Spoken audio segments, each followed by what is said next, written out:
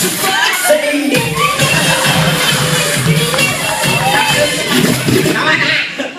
nag-request po ng Superman? Puta ka na Superman, nakagaon ako. Bako ka. Kung nasan lang kayo na nag-request ng Superman, eto na po ang kryptonite. Orange kryptonite. Ano to? Ayoko ng kulay mo. Bakit? Kung tayo na kulay Meralco. Tayo ng kulay, nagbibisitan mo. Oo, di ba? Di ka ba nakakahok ng tita, di ba? Ayaw kasi Meralco yan. O bakit? Hindi ko naman kailangan buwan-buwan sulat ng sulat. Pag di mo sinagot, may follow-up ang puta. O gaganto, dapat gumagawa ka ng paraan. Ako na may isa nga, hindi ko sinagot eh. O, bakit? Pinuntahan ako sa bahay. May kaya ka na tinawag. I-request Superman. Tapos dito ka. Para daw sa bigay pipe.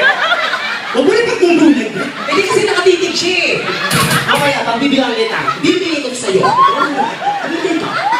Yan ka, i-request ang Superman. Bigay pipe magkahandugan. O ano gagawin ko na kagaw? Pinil-pinil, ano gagawin ko dito? Ikaw lang daw na, interpret mo. Yan to, kapwa ko, mahal ko. Diyan ka. Wala pa na maganda eh. Sige, kung basta ko nalabas bibig ko, huwag mo ng paraan. Mali mo mag-abot, nilabigyan ng 500. Superman, wala pa. Woo! Diyan ka, okay, Superman. Palakpakan naman po si Miss Rosana Rosal. Pa-play Superman do.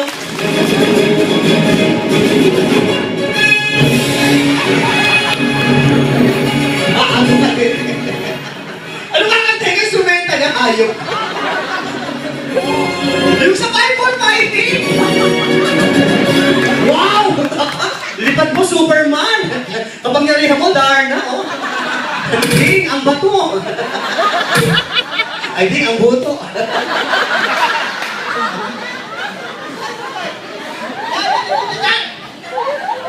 Lahat bakla! Once again, it is Miss Rosana. Bakit?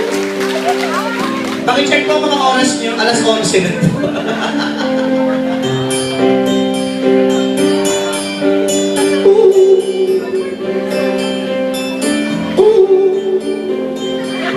I can't stand the flight.